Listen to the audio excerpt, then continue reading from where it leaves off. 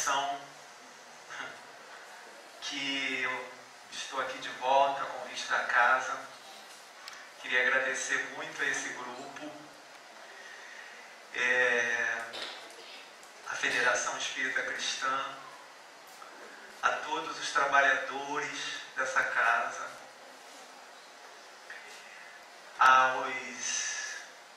aos guias, os dirigentes espirituais dessa casa. Porque nós vivemos momentos de uma transição planetária que todas as casas espíritas, o meio espírita tem conhecimento dessa transição, onde o nosso planeta está passando de mundo de provas e expiações para mundo de regeneração. E essa transição, ela também se dá no interior do nosso espírito. Então são momentos difíceis, momentos decisivos, porque o planeta muda de vibração e os habitantes do nosso planeta precisam acompanhar essa mudança de vibração. Porque se os espíritos que habitam esse planeta, que somos todos nós, encarnados e desencarnados, não acompanharmos a mudança vibratória do planeta, nós não vamos poder permanecer nesse planeta como um mundo de regeneração. Então, os espíritos que não permanecerem, porque não alcançaram esse tom vibratório, eles serão encaminhados para outros mundos, com vibrações mais compatíveis com o seu estado vibratório. Porque, como Jesus disse, há muitas moradas na casa de meu Pai. E não existe essa degradação do espírito para zonas infernais. O que existe é que esses espíritos serão encaminhados para mundos que têm uma vibração compatível com a vibração deles, para que eles possam continuar esse processo de evolução, de aprimoramento, de conhecimento, de desenvolvimento das virtudes. E o tema de hoje é um tema muito profundo, um tema encantador e um tema também muito difícil. Mas é um tema que não pode ser adiado. É um assunto que nós não podemos postergar, deixar para amanhã. Porque nós estamos colhendo hoje os frutos daquilo que semeamos ontem. Então, em todo momento da nossa vida, nós estamos colhendo o efeito das nossas ações, dos nossos sentimentos, dos nossos pensamentos. Porque o universo que nós vivemos é muito mais do que nós podemos imaginar.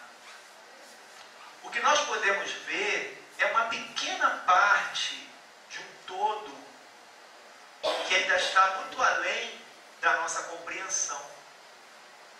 Aos poucos nós vamos tomando conhecimento dessas leis que regem esse universo. E aí nós vamos entrando em harmonia com essas leis, nós vamos nos tornando criaturas mais felizes. Porque nós viemos de uma cultura onde nós fomos afastados da verdade. Desde os antigos egípcios, aqueles que eram possuidores do conhecimento verdadeiro possuíam também muito egoísmo e muita vaidade. E eles afastavam esse conhecimento, essa verdade, das pessoas comuns. tentativa de monopolizar, de manter o domínio sobre as criaturas.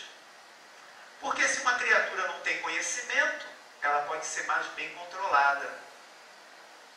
E esse tipo de monopólio da verdade, ele veio se estendendo até os dias de hoje. Depois de um tempo, depois que veio nosso Senhor Jesus, que na verdade é um espírito de um grau elevadíssimo, Jesus não alcançou somente a condição de espírito puro, como é o caso dos anjos, daqueles que são chamados anjos, mas não os anjos das pinturas clássicas com aquelas asas. Nós sabemos que não é isso. É que como os videntes podiam ver os espíritos elevando-se nos céus, eles achavam que eles eram dotados de asas, pássaros, e tinham aquelas pinturas clássicas. Mas na verdade o anjo é um espírito como qualquer um de nós, que ascendeu a essa condição de pureza, porque conseguiu, através de um esforço próprio, purificar o seu coração daqueles sentimentos negativos que o mantinham preso às situações da vida corpórea. Então é um trabalho que todos nós devemos fazer.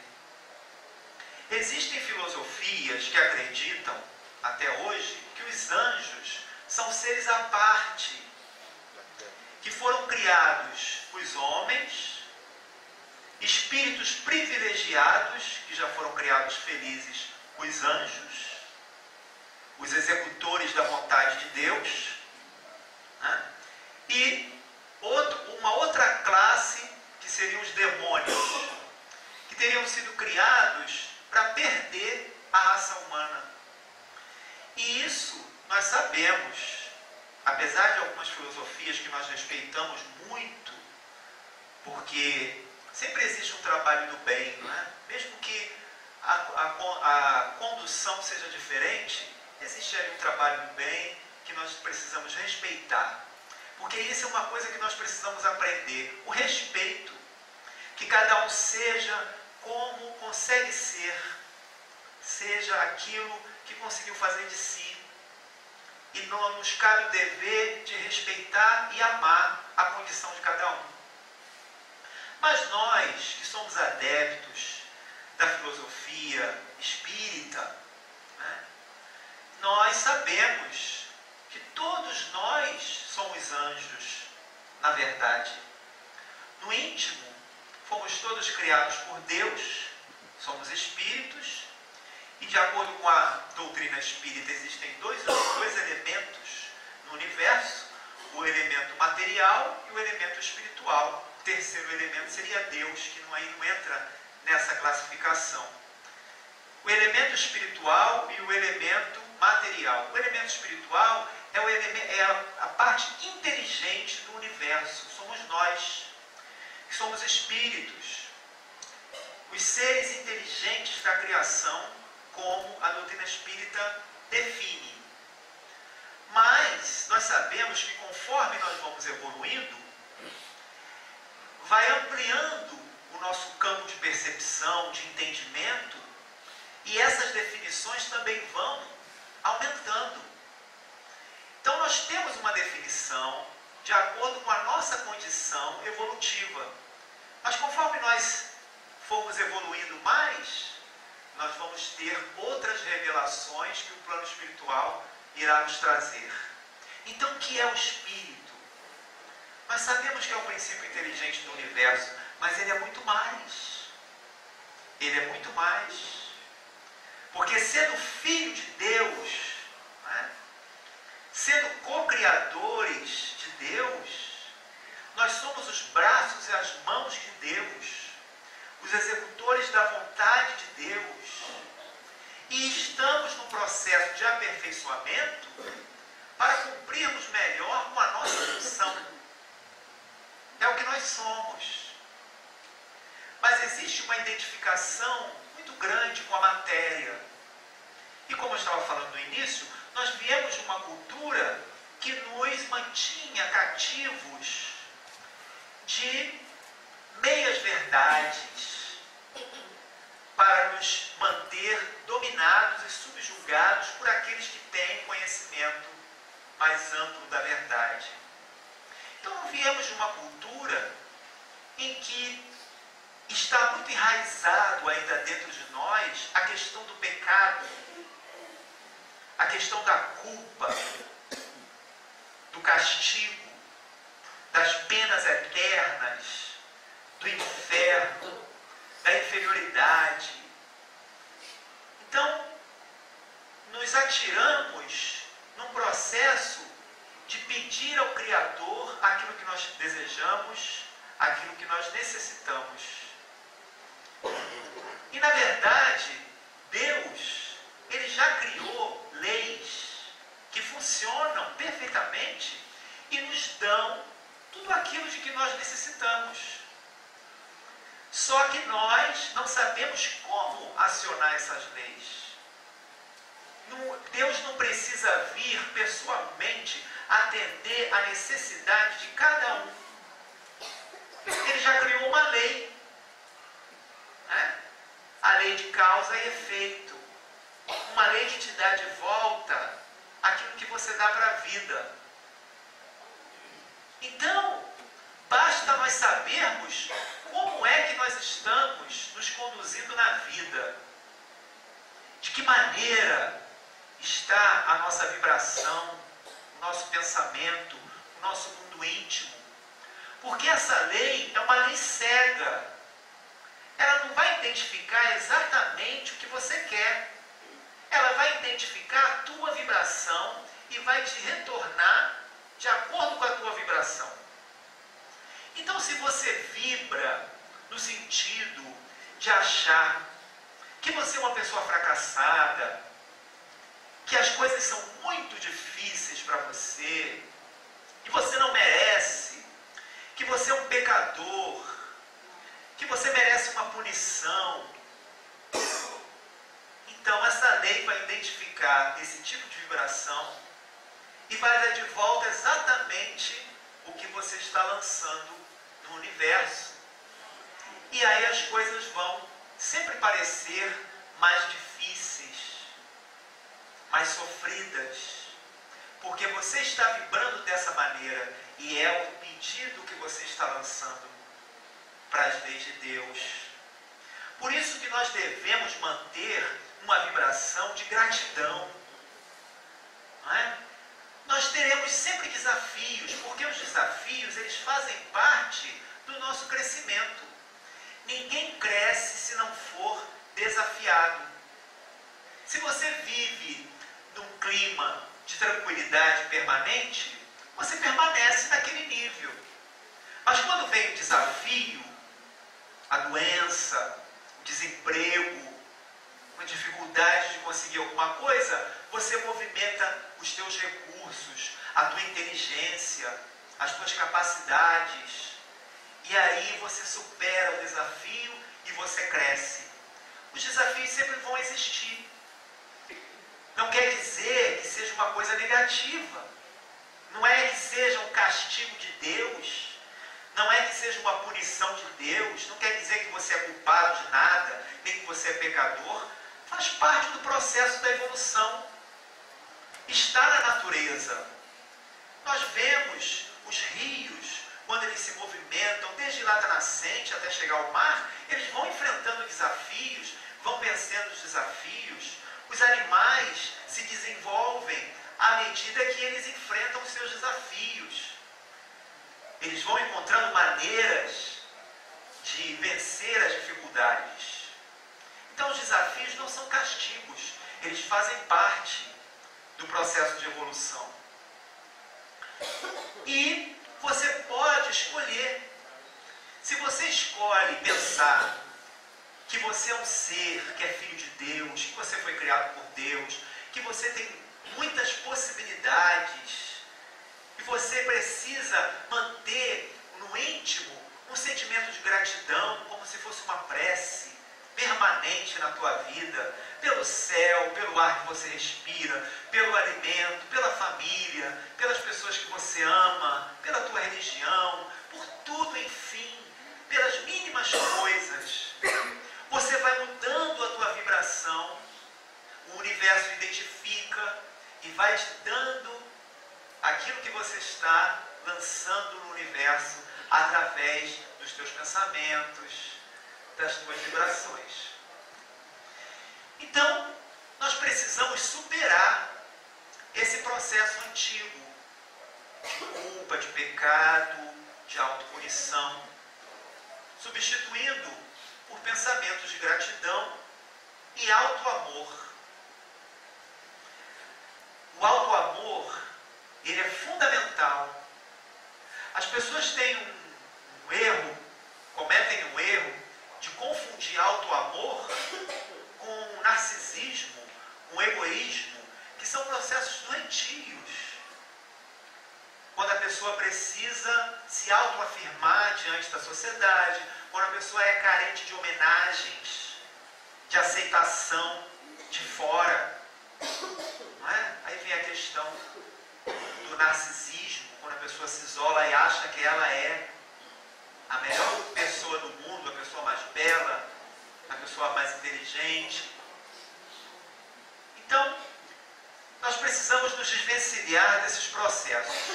Mas assim, deixando primeiro essa primeira parte, vamos entrar agora, né, nessa questão delicada, tão comentada da doutrina espírita e tão profunda e comentada em todas as religiões, em todas as filosofias da humanidade. A reforma íntima. Ela trata de um processo de superação, que é um processo em que todos nós estamos mergulhados. Porque até dentro disso que eu falei, da questão da cultura, que nós herdamos, da questão do pecado, do inferno, da punição, são situações, são questões que precisam ser transcendidas, precisam ser superadas. E aí também está o processo de reforma, de mudança. Né? Mas, na verdade, a reforma íntima é um trabalho que cada um deve fazer no íntimo do seu ser. Porque é da vontade de Deus que todos nós sejamos únicos. Se você analisar a criação de Deus, não existe nada igual a nada. Mesmo as folhas de uma árvore que parecem ser iguais, se você for analisar, são todas diferentes umas das outras.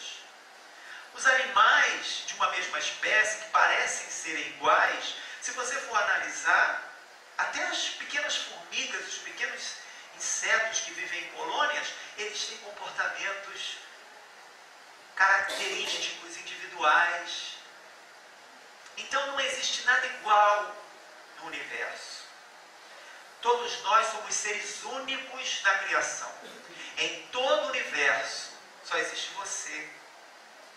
Isso é muito bom. Isso é uma demonstração da bondade de Deus. Já viu quando você chega numa festa e tem alguém com um vestido igual ao seu? Não é uma coisa ruim de você? Você olha e fala, meu Deus, agora 2 pás de jarra. É desagradável. Mas Deus é tão bom que Ele fez que cada um fosse único. Então, nesse salão do universo, não tem um vestido igual ao outro. Cada um tem as suas próprias características. Então, o que cada um vai revelar quando for alcançando esses patamares de evolução, são coisas únicas, que só aquele espírito poderá revelar. E só aquele espírito poderá desenvolver aquela tarefa daquela maneira, já que não existe um igual ao outro. Né? Porque aquilo que ele fizer vai estar caracterizado pelas suas conquistas, pela sua elevação. Então esse processo é um processo íntimo da própria criatura, do seu espírito. Mas para que esse processo processo de reforma íntima aconteça, é preciso que haja uma tomada de consciência. Esse processo de reforma íntima está interligado à questão da consciência. Porque cada um de nós está em um nível diferente de consciência. Existem aqueles que estão na chamada consciência de sono. Como disse Paulo de Tarso, estou acordado e todos dormem. Ele percebeu que ele havia despertado e que todos estavam num processo de adormecimento. As pessoas fazem as coisas de uma forma automática. Levantam, fazem aquele ritual, aquela mesma coisa, vão executando as suas tarefas da mesma maneira e não pensam em mais nada. Existe aí uma identificação muito grande com o corpo. O corpo é um veículo de manifestação, não é? O corpo físico é um veículo de manifestação para o plano físico.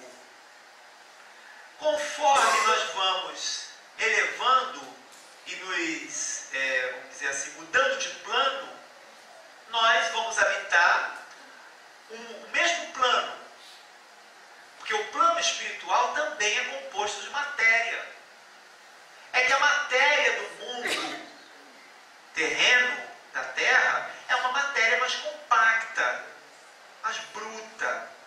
Não é? E nós precisamos de um veículo mais compacto, que é feito exatamente dos mesmos elementos do planeta, tem todos os elementos do planeta, no nosso corpo físico, mas quando nós deixamos essa nossa roupa biológica, o nosso corpo físico, entregamos ele novamente ao planeta, nós permanecemos num outro plano, que também é um plano material.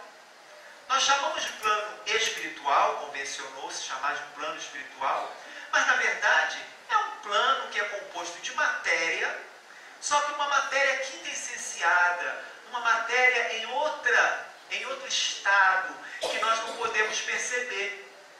Então tem elementos nesse mundo espiritual, não é? Que nós não podemos perceber. Elementos muito parecidos com os elementos que nós temos no nosso mundo físico. Porque é uma matéria diferente. Os Espíritos dizem no Livro dos Espíritos que a matéria existe em estados que nós não podemos imaginar, porque escapa dos nossos sentidos. Então, esse outro corpo, que a doutrina espírita chama de perispírito, que outras filosofias chamaram de corpo resplandecente, corpo glorioso, né? Vários nomes eles deram a esse corpo. Esse corpo é composto de uma matéria, mas uma matéria numa situação imperceptível para as nossas condições físicas de percepção. Então nós não conseguimos ver. Mas aqueles que já conseguiram transcender, se desligar um pouco da matéria, que possuem um estado diferente de vibração e possuem órgãos próprios na própria matéria, como é o caso da glândula pineal, e que nós conhecemos como médiums, podem ver, podem perceber, podem ouvir. Não sabem exatamente como. Se é ali, se é aqui, se é atrás. Porque o Espírito enxerga nele todo. Tanto que você percebe o Espírito, quando você olha com os olhos, você não vê nada. Então são percepções do próprio Espírito a respeito desse universo paralelo que a física já começa a identificar e que está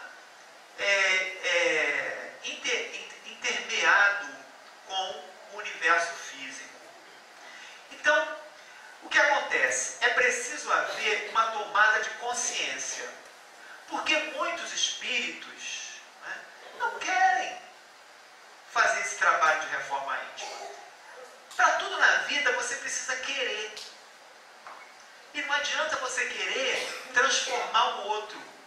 Porque nós fazemos um processo de transferência de uma obrigação que é nossa. Uma responsabilidade que é nossa, de um trabalho que é nosso e que só nós mesmos é que podemos fazer. Nós não podemos fazer no outro. Nós podemos dar apoio, sustentação, suporte, ombro amigo, braço amigo, chegar ali, ficar presente, dizer, olha, eu estou aqui com você, você não está sozinho, e o que eu puder, eu vou poder te ajudar. Mas existe vai até um ponto que dali para lá é só a pessoa mesma. E tem espíritos, irmãos, que não estão ainda com não alcançaram esse nível de consciência. A consciência deles ainda está na condição do sono. Eles se preocupam mais com a alimentação, com a atividade sexual e com a obtenção de prazeres. Aí nós perguntamos, para que nós viemos à Terra? Por que nós fomos criados? Será que nós estamos nesse processo somente para aumentar ao máximo a nossa possibilidade de prazer? Ou também diminuir ao máximo a nossa dor? Né? Será que é esse o propósito da vida? Para muitos é. E aí não tem como você fazer nada. Então, esse processo de reforma íntima, ele esbarra nesse ponto. Ele só pode ser viável para quem já passou desse nível. Quem está nesse nível não quer dizer que seja inferior, nem que seja uma pessoa ruim. Não é nada disso. É um nível normal. Nós também já passamos por esse nível, como passamos por muitos outros níveis. Então a pessoa precisa ser respeitada. E nós precisamos, quando nós nos atiramos nesse processo de reforma íntima, não nos sobra tempo para prestar tanta atenção no outro. Porque o outro nos incomoda muito. Eu vi uma vez um humorista falando, perguntaram para ele assim, ele numa peça de humor, né? Ele falando, mas o que te incomoda nas pessoas? É as pessoas. É pessoa me incomoda. Então, nós nos incomodamos muito com os outros. Às vezes você está assim, a pessoa, o jeito da pessoa falar, o jeito da pessoa andar, o jeito da pessoa ser, te incomoda profundamente. Por quê? Porque você está nesse processo de transferência, de querer melhorar o outro. Se você estiver imerso no processo de se auto-melhorar, se você estiver nesse processo de se enxergar a si mesmo, porque é o que trata a reforma íntima, né? Quando você vai fazer uma reforma no lugar, você presta atenção nos detalhes. Quando você vai fazer uma reforma em você mesmo, você tem que prestar atenção nos detalhes. O que você vai fazer com você mesmo? Qual vai ser o resultado desse trabalho? Então você não tem tempo para se ocupar tanto com os outros. Uma pessoa, é claro que vai haver sempre uma interferência. Porque nós estamos na Terra, nós estamos convivendo uns com os outros. Então vai haver, às vezes a pessoa fala muito alto, a pessoa é muito escandalosa, e aquilo te incomoda. Mas você percebe, sente aquela incomodação, mas daqui a pouco você dilui aquilo. Cada um que seja como quiser ser, né? Ah, mas isso aí perturba essa pessoa. Essa pessoa não está vendo que ela vai gerar doenças, que ela vai gerar problemas. Se você falar, não adianta. Não adianta. Porque a pessoa está imersa naquele processo. A consciência dela está nesse estágio. Então ela tem que vivenciar esse estágio. A melhor maneira de você ajudar é você fazer o processo em você. É como diz o ditado, seja você a mudança que você quer ver no mundo. É como disse Paulo, que nós devemos ser cartas vivas do Evangelho. É como disse São Francisco de Assis, Pregai o Evangelho, se for necessário, use palavras. Se for necessário, a maioria das vezes não é necessário. Porque o teu exemplo, a tua maneira influencia. Não tem como não influenciar. Assim como aquela perturbação do outro te influencia, a tua paz também influencia. É como disse Jesus, vós sois o sal da terra. E o sal não se corrompe. O sal, ele não pode ser modificado, ele salga, mas ele nada interfere nele. Ele pode ser adoçado, mas ele salga o doce. Né? Então nós somos o sal da terra, nós é que influenciamos, não podemos nos deixar ser influenciados. Então respeitar os vários níveis de consciência. Né? Aí nós entramos aqui no Evangelho segundo o Espiritismo, no capítulo 17, item 4, quando Allan Kardec diz assim: "N'alguns, ainda muito tenazes são os laços da matéria para permitirem que o espírito se desprenda das coisas da terra. A névoa que os envolve tira-lhes a visão do infinito, donde resulta não romperem-se facilmente com os seus pendores, nem com os seus hábitos, não percebendo haja qualquer coisa melhor do que aquilo de que são dotados." Eles não conseguem perceber nada melhor. Eles acham que o que há de melhor é o que ele tem, o seu próprio universo. Tem a crença nos espíritos como um simples fato, mas que nada, ou bem pouco, lhes modifica as tendências instintivas. Numa palavra, não divisam mais do que um raio de luz, insuficiente a guiá-los e a lhes facultar uma vigorosa aspiração. Então ele não tem essa aspiração por melhorar, né? Capaz de lhe sobrepujar as inclinações. Então é preciso haver essa vontade, esse querer, está apaixonado pelo Evangelho, está apaixonado pela proposta do bem, está apaixonado pela proposta do perdão, pela proposta do amor. Não pode ser uma coisa imposta, porque senão você não vai fazer. A gente só faz aquilo que a gente quer. Você pode vigiar uma pessoa durante um tempo, mas o tempo todo não dá.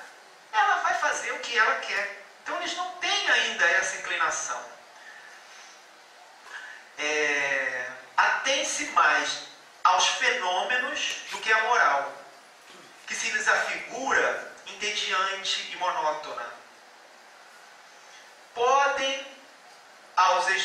Pedem aos espíritos que incessantemente os iniciem em novos mistérios, sem procurar saber se já se tornaram dignos de penetrar os arcanos do Criador. Então eles querem o poder, né? O conhecimento, mas será que eles já estão em condições de ter esse conhecimento?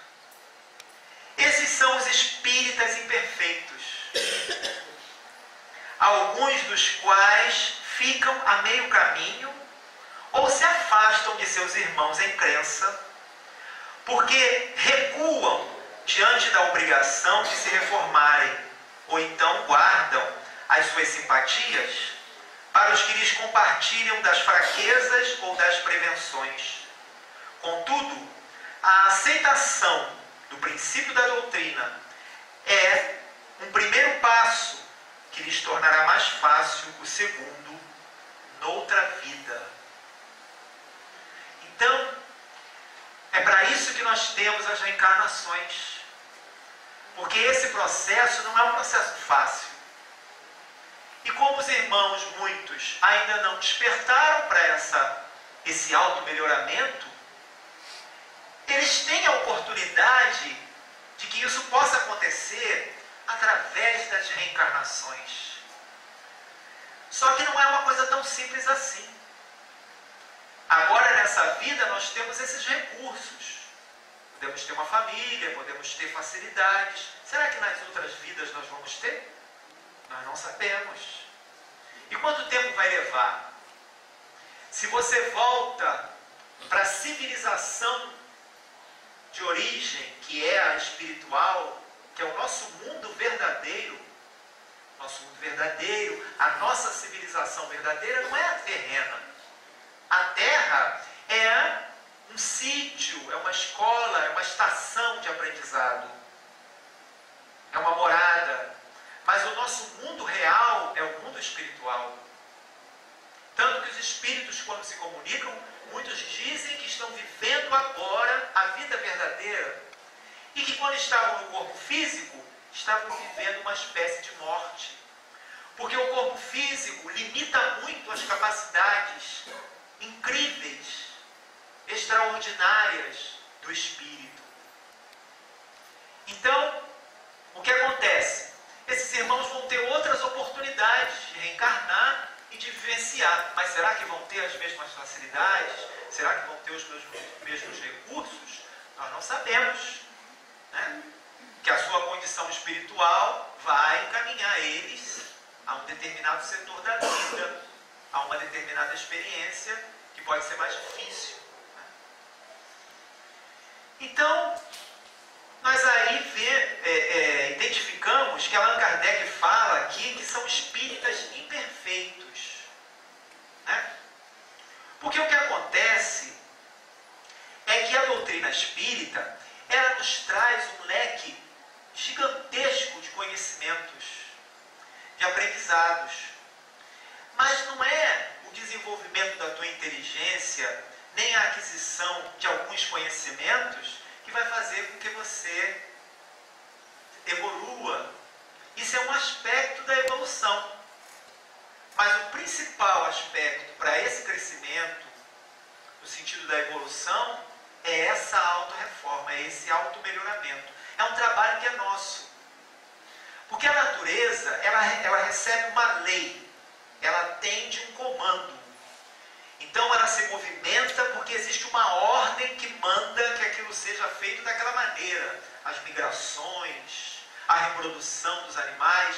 Então existe uma fatalidade que age ali. Mas no nosso caso não é assim. Nós já chegamos a um ponto que nós já saímos desse estágio da natureza. Então nós já temos o livre-arbítrio. Deus nos deu nas mãos a capacidade de escolhermos o que quisermos. E o Criador é tão bom que Ele respeita a tua vontade e não te obriga. Então você tem o direito de fazer e de ser o que você quiser. Como é que nós vamos interferir na vida dos outros? Não podemos também, se Ele mesmo não faz isso. Então nós temos o direito. Ele nos dá o direito de sermos aquilo que nós quisermos, até mesmo sermos infelizes. Se quisermos ser infelizes, você tem o direito de ser, de experimentar a infelicidade até quando você quiser. Não é? Mas, na verdade, o verdadeiro espírita é outra coisa. O verdadeiro espírita não é só aquele que toma conhecimento dos postulados da doutrina, das revelações da doutrina. É aquele que aplica esses conhecimentos. Então não basta só você saber. Você precisa aplicar. Porque senão você não é considerado verdadeiramente espírita. Você é um teórico. Você tem conhecimento, mas você não é um espírita verdadeiro. E aqui ele continua, nesse mesmo item, Allan Kardec, esclarecendo melhor isso. Ele diz: aquele que, por ser com razão qualificado, aquele que pode ser com razão qualificado de espírita verdadeiro e sincero, se acha em grau superior de adiantamento moral. O espírito que nele domina de modo mais completo a matéria, dá-lhe uma percepção mais clara do futuro. Os princípios da doutrina lhe fazem vibrar fibras que nos outros se conservam inertes. Em suma, é tocado no coração, pelo que inabalável se torna a fé. Então ele já não tem aquela fé vacilante, já foi tocado. Então ele começa a se desenvolver como um espírito eterno. Ele já não está mais sujeito a qualquer vicissitude, a qualquer provocação. Não é? Ele já alcançou um outro nível. Ele já tem uma fé inabalável. Um é qual músico que alguns acordes bastam para comover. Então qualquer coisa faz vibrar as cordas do coração. Ao passo que o outro apenas ouve sons. Não consegue, não desenvolveu os recursos para isso. Então nós sabemos em que estágio nós estamos. Por que nós estamos aqui reunidos? Porque essa doutrina, essa filosofia, essa umbanda, esses trabalhos, esse altar, esses guias já nos tocam o coração. Nós já nos sentimos elevados por alguma coisa que nós não temos nem como explicar. E nós não temos mais como voltar atrás. Agora é só seguir em frente. Porque nós já houve uma modificação no nosso ser espiritual, na nossa essência, no nosso ser eterno, que não morre, não pode morrer, onde não existe essa palavra morte. Que isso é coisa da matéria, transformação, não é? Material. O espírito, a transformação é outra. Então, reconhece-se o verdadeiro espírita pela sua transformação moral e pelos esforços que emprega para domar suas inclinações mais. Então você vê aí que existe um esforço para domar as más inclinações. Domar a fera que veio de lá dos reinos da natureza, que defende a caça, que defende o território, que mata. É como São Jorge, que sobe no cavalo, que são as suas tendências, domestica o cavalo, não é? Consegue guiar o animal, e de posse dessa capacidade, ele enfrenta e mata o dragão, que é o mal propriamente dito, dentro dele mesmo. É uma figura simbólica do guerreiro que todos nós somos, quando nos permitimos esse bom combate que Paulo de Tarso fala. O bom combate é como a figura de São Miguel colocando os pés sobre a cabeça de Satã. O que é aquilo ali? São as más tendências, são as provocações, os desafios.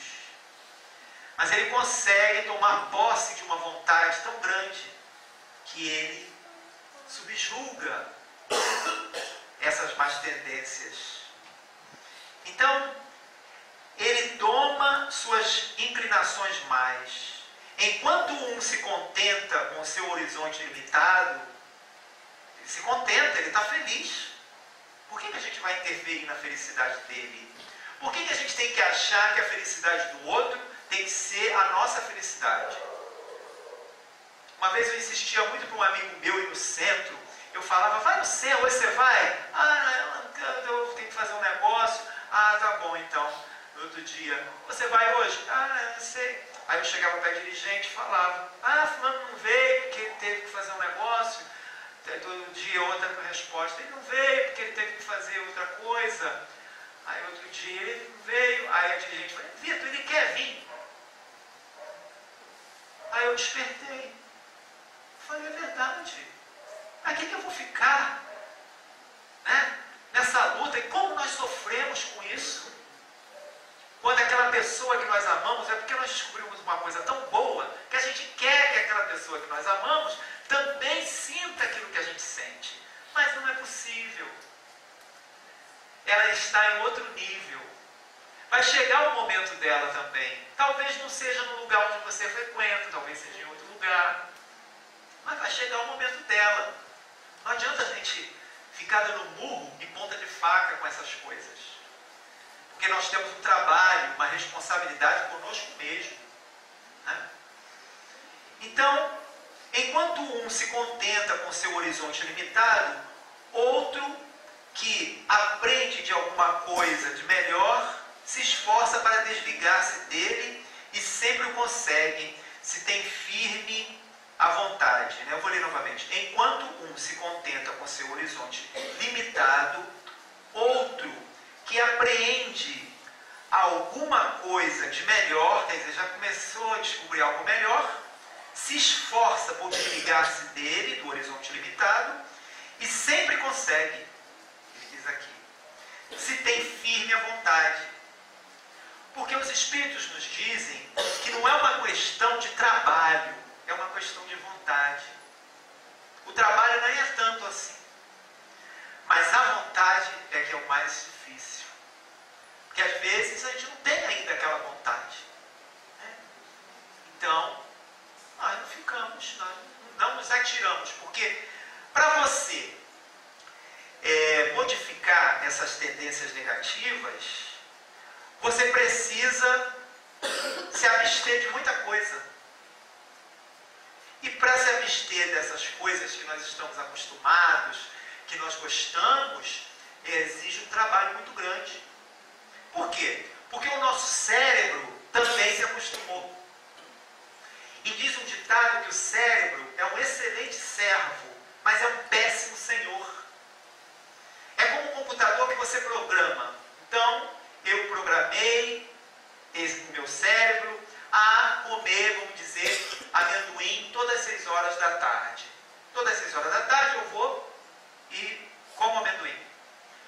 Se eu não comer amendoim em um determinado dia e der 6 horas da tarde, o meu cérebro vai disparar uma mensagem, vai dizer, cadê o amendoim? Porque ele foi programado. E aí, para você desprogramar, vai ser mais difícil. Com a questão das drogas, é ainda muito mais difícil. Porque aquele amendoim que você comia te dava uma resposta prazerosa. E a droga, ela dá uma resposta prazerosa, mas 100.000 vezes mais poderosa, mais prazerosa. E aí, você depois, para se desligar daquela sensação incrível que o cérebro experimentou, vai ser mais difícil. Mas o problema é seu, porque você seguiu esse caminho. Aí agora você vai ter um trabalho para modificar. E isso é tudo na nossa vida. O nosso corpo é uma máquina que atende aos nossos comandos. Então, se nós identificamos, começamos a fazer essa reforma íntima, e identificamos que precisamos mudar determinados pensamentos, determinados comportamentos, aí vai ter um trabalho. Mas a misericórdia de Deus é infinita. Os primeiros passos vão ser os mais difíceis, porque você está semeando, mas logo em seguida, sem demorar muito tempo, você vai começar a colher. Da mesma forma que você colhia os frutos ruins daquele comportamento negativo que te dava mal-estar, que te dava um peso na consciência, que te dava uma situação ruim no teu coração, você também começa a colher os frutos positivos das suas boas escolhas. Aí você começa a sentir uma paz que você não consegue identificar de onde é. É o fruto que começou a germinar das suas boas ações. Então, eu peguei também no livro Reforma Íntima os benefícios que essa reforma íntima pode te trazer já aqui na tua vida atual. Allan Kardec diz assim: o homem que se esforça seriamente por se melhorar assegura para si a felicidade já nesta vida. Além das satisfações que proporciona a sua consciência, ele se isenta das misérias materiais e morais, que são a consequência inevitável das suas imperfeições. Terá calma, porque as vicissitudes só de leve o roçarão.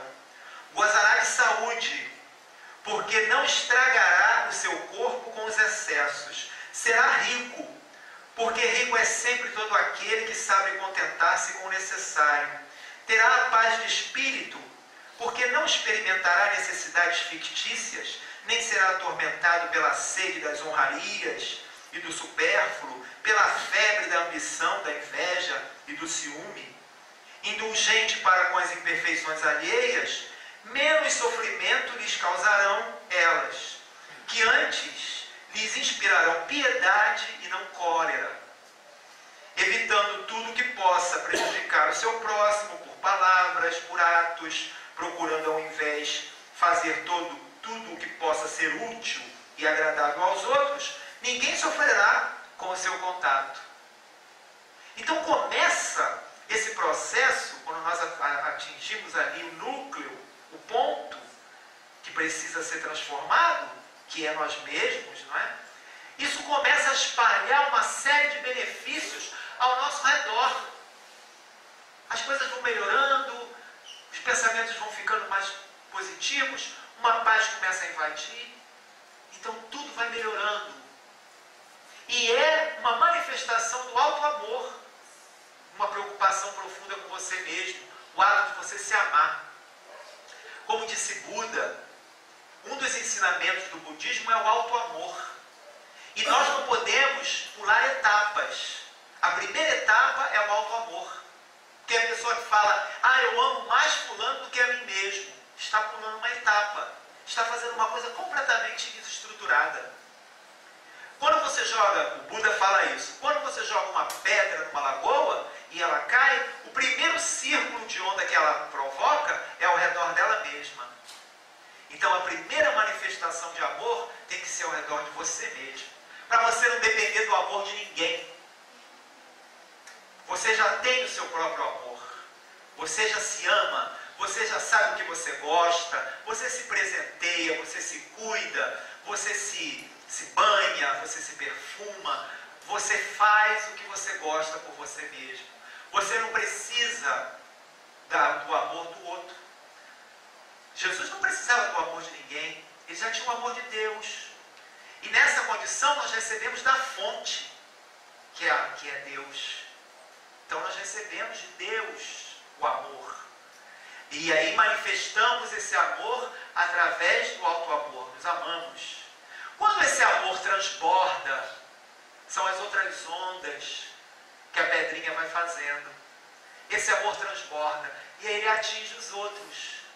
Então nós amamos os outros sem precisar do amor dos outros. Sem precisar dessa barganha, eu te amo, mas você tem que me amar também. Senão eu não vou te amar. Aí não tem nada a ver. Né? Então ficamos procurando alguém que cuide de nós, porque nós não nos cuidamos. Que nos ame, porque nós não nos amamos. Que faça por nós o que nós não fazemos por nós mesmos.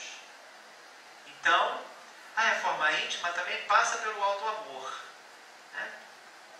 Aí ele continua falando de benefícios, que essa reforma íntima, ele falou de benefícios materiais, né? A calma e tudo mais, e ele fala de benefícios espirituais. Ele diz, garante a sua felicidade na vida futura, porque quanto mais ele se depura, tanto mais se elevará na hierarquia dos seres inteligentes e cedo abandonará esta terra de provações por mundos superiores, porquanto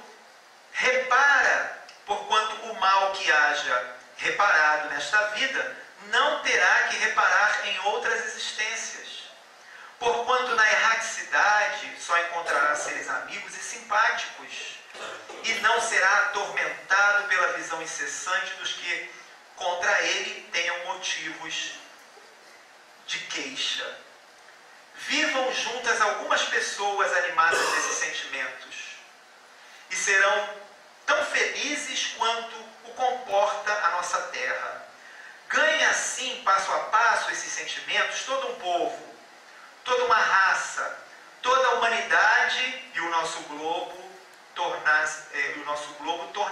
tomará lugar entre os mundos ditosos. É aí que está a evolução do planeta. quando as pessoas começarem a se imbuírem desse sentimento do Cristo, aí elas vão conseguir modificar o planeta inteiro. Não é uma coisa que vai vir de fora, é uma coisa que vai vir de dentro. Aí ele continua aqui: será isto uma utopia? Uma quimera? Sê-lo-á para aquele que não crê no progresso da alma. Não o será para aquele que crê na sua perfectibilidade infinita. Então, meus irmãos, esse progresso é uma realidade. Nós também entramos, eu vou tentar simplificar ao máximo esse tema, porque é um tema muito complexo. Existe um processo de avaliação progressiva que Santo Agostinho, na questão 919 do Livro dos Espíritos, coloca. Ele diz: faça como eu, que toda noite fazia uma avaliação de como foi o dia. Quando eu identificava uma coisa ruim que eu tinha feito, eu modificava. Quando eu identificava uma coisa boa, eu fazia com que aquilo crescesse. Então, esse processo de você se autoavaliar vai fazer com que você identifique os progressos que você teve e também onde você teve dificuldades, né? E ele diz: vivência, aplicação, exemplificação e transformação são características do verdadeiro espírita. A caridade nos salva de nós mesmos, porque o trabalho nos dá dignidade. Você precisa se inserir na lei do trabalho. O trabalho não pode ser uma coisa, como as pessoas mais materializadas pensam, que seja só para você ganhar prazeres e conforto. É a utilidade. Jesus disse: eu trabalho e o Pai até hoje trabalha. A natureza inteira trabalha. Então o trabalho é uma lei. E o trabalho da caridade é essencial. Porque não adianta você fazer esse tipo de trabalho de reforma e ficar em casa. Você precisa dar utilidade à tua vida. E a melhor maneira é ser útil na caridade. A caridade que começa quando você dá coisas e depois quando você dá a si próprio. Como foi o caso de Bezerra de Menezes, de Nosso Senhor Jesus, que se deu à humanidade. Entendeu? E aí, para encerrar, eu coloquei aqui umas palavras de Abigail, no livro Paulo Estevam, quando depois de ter desencarnado, Abigail, que era o grande amor de Paulo de Tarso, Paulo de Tarso estava vivendo momentos de muita dificuldade, de transição, de transformação íntima, e no momento de dificuldade ele foi arrebatado em corpo espiritual e encontrou com Abigail, que era a mulher da vida dele, porque todo mundo sabe que Paulo não casou, mas ninguém se pergunta por que não casou. É porque no seu coração não havia mais espaço para um outro amor depois que Abigail passou pela sua vida. E no momento em que ele é arrebatado, ele é consolado por Abigail, e Abigail diz uma frase que eu acho que entra perfeitamente nesse nosso propósito de reforma íntima. Ela diz assim: quando tiveres esgotado a derradeira gota dos enganos da terra, Jesus inundará seu espírito de claridades imortais. Então que Jesus nos abençoe, seja a nossa inspiração, nos fortaleça, para que nós possamos ter a coragem de São Jorge, de São Miguel Arcanjo, e de todos esses irmãos que despertaram as suas consciências para se auto-melhorarem, porque esse trabalho ninguém pode fazer por nós, só nós mesmos. Muito obrigado.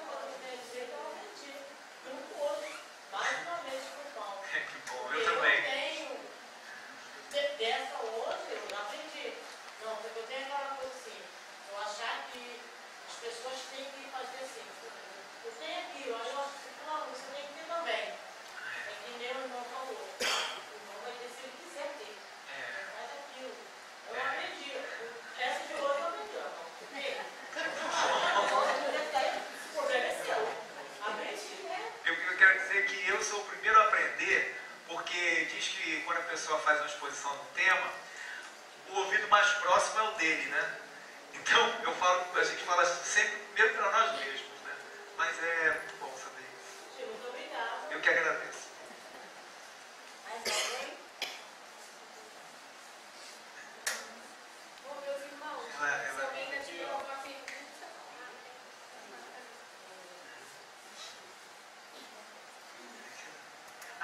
Obrigado, muito obrigado. Que bonito. Eu que agradeço, viu? Muito bom. Eu que agradeço. Agradeço muito mesmo. Gosto muito daqui. O que a gente tem que fazer quando você diz despertar essa tomada de consciência? Esse é um trabalho de nosso. Mas a gente vive também dentro de um contexto de uma sociedade onde é uma sociedade do espetáculo, né? Ter, né? Não é ser. Exatamente. E essa é a grande, eu creio,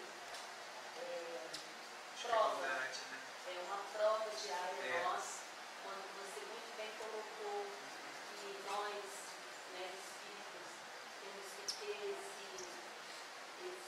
essa preocupação em cuidar do nosso dia a dia nessa sociedade automática que pede para que a gente seja cada vez mais materialista. Né? Sim. Na verdade, é nadar contra a correnteza. Justamente porque nós estamos num processo de transição e são poucos esses que decidem ter esse trabalho, que é um trabalho hercúleo, né? Um trabalho de Hércules. É um trabalho difícil. Mas é um trabalho da conquista de nós mesmos, da porta estreita, que Jesus fala. Um trabalho, o bom combate, como Paulo de Tarso fala, mas é nadar contra a correnteza. Existe aí essa dificuldade. Justamente porque tem tanta dificuldade, é que é algo que traz tanto benefício, que traz tanto bem. Isso é verdade.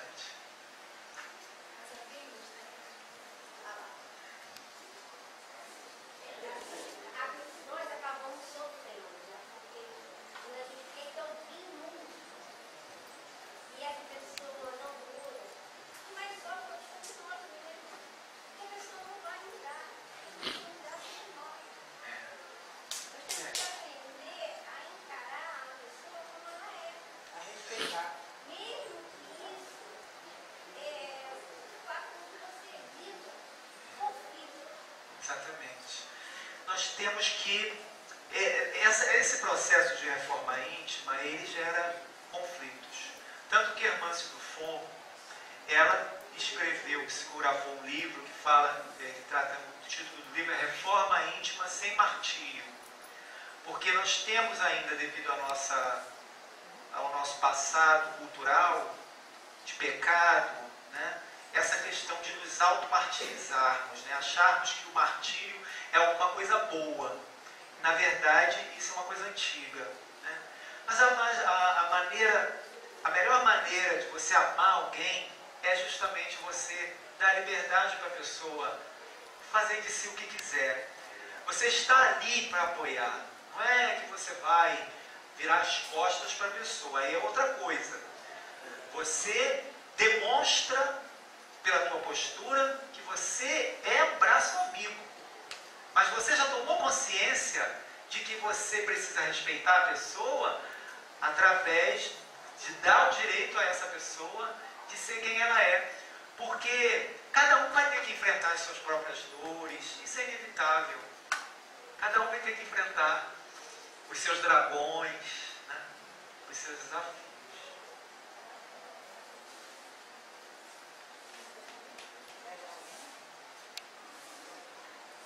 Meus irmãos, o que eu gostaria de enfatizar na noite de hoje, né, o tema que o nosso irmão trouxe para nós é um tema que nunca se esgota, né, é um tema que realmente a gente precisa estar ouvindo ele constantemente para nos sentirmos motivados a promover essa reforma dentro de nós, né?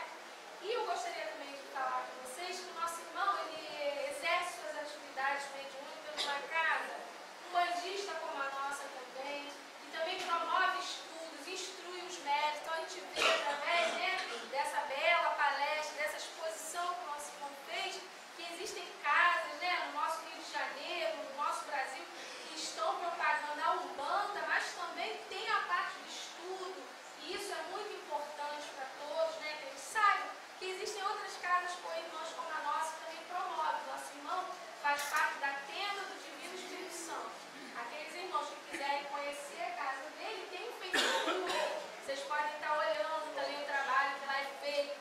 também de cura, assistência social, né? Todo o trabalho de estudo.